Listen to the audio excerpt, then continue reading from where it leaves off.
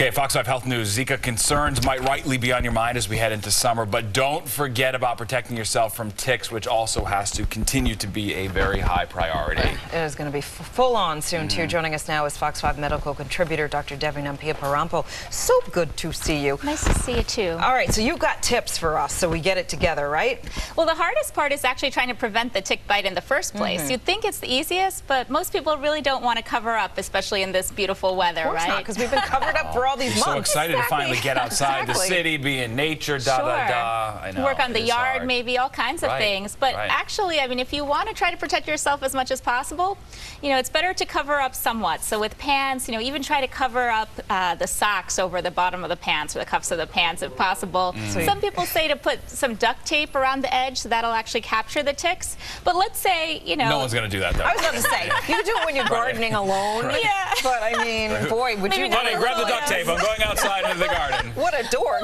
Well, I do say at least use the white socks. I tell that to diabetics, too, because if you get bites or if you get lesions on white socks, it'll show up when you take the socks off. So at least if you did get bitten, you would have a better sense of knowing that. You know, somebody even told us about the puppy, too. They're like, don't get a dark dog because you can't see the ticks in them, which wow, that's something I never would have thought of. Well, that's another thing to think about the pets, you know, and also even not pets, but mice or other animals that can get infected and then be around your house. So just keep an eye out for that. And of course, if you do notice a bite, you know, don't try to destroy it yourself, right? Like don't smush it or use something else to kind of crush it, because that can release some of the poisons, whether it's bacteria or virus. So if you can and you know how to remove it with a tweezer, do that. But if not, go to your primary care physician or, you know, the urgent care ER, because it's better to get that removed. And even if it's gone, I think we've got a little interference I got the white. here. Oh, okay. Thank you. No, but I was going to say, you know, if you do go to the ER, let's say the tick is gone, better to still get treated, because people can have long-term consequences from being bitten by ticks. Act like you got bit with something bad and go from there. All right, thank you. Okay, this is, we were talking about this.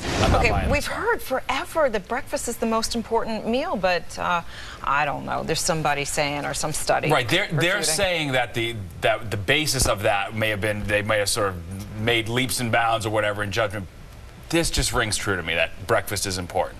Well, I agree with you, but at the same time, I'll just say I'm biased because I don't eat breakfast. You don't. I have my coffee, but other than that, so looking at the literature, so a couple things to just kind of keep in mind is that pretty much the studies are somewhat biased, at least the ones that have been performed so far. So a lot of them are funded by companies that make sugary cereals or that make other breakfast foods. So some of them have an interest in that. Yeah, and then the ones being done by the government, for example, looked at usually malnourished kids in school. So if you're malnourished and you have breakfast, you're obviously going to have a lot better outcomes than if you're, you know, malnourished and not eating. Continue to be without that fuel for your brain, right? So. So those are some of the things that make our literature or our studies confusing so far. But moving forward, I mean, I think it depends person to person, right? So some people, if they don't have breakfast, they have a hard time functioning, and that's probably because the brain doesn't have enough glucose, which is I just find when I don't eat breakfast, I can push it off and I'll be like, oh, I'm losing weight. I'm not going to eat breakfast. And then by 2 o'clock, I'm binging on the worst nonsense ever. It That's catches the up with thing. you. It's the habits, right? So it's the habits. So it's what it causes you to do. So if you're having a healthy breakfast, then that's better. But if you're having, let's say, sugary cereal, lots of fruit juices and something else, then that breakfast may not be really helping you that much. Fair enough. What we considered a healthy breakfast for a long time was not even remotely healthy in modern day. I know, we're always learning new things about diet. Yeah, that's a good point. Without a doubt. Okay, that makes sense. All right, Doc. Yeah, it actually does make sense when you put it like that. Thank you so much. Oh, thanks. Appreciate it. So what the weather today was.